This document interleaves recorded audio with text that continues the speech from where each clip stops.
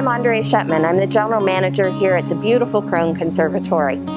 We are reopening after a few months of being closed, and so we have some things that we need to share with you so that you're better prepared for when you come here.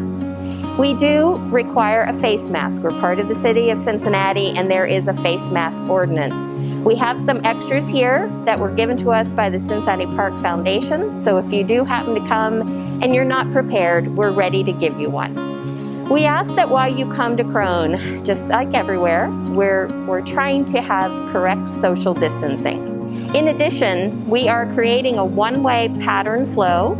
So if you want to drop off curbside in the front of the building, our entrance is at the Desert House so that you can come back to the back door and you'll make a one-way flow throughout the building. The other thing that we are doing in terms of cleanliness, we are cleaning our bathrooms every 2 hours at minimum, and we're sanitizing all public touch surfaces so that you can feel more confident that you're in a good environment. We want you to come to Krohn Conservatory and feel safe, but have fun. Thank you.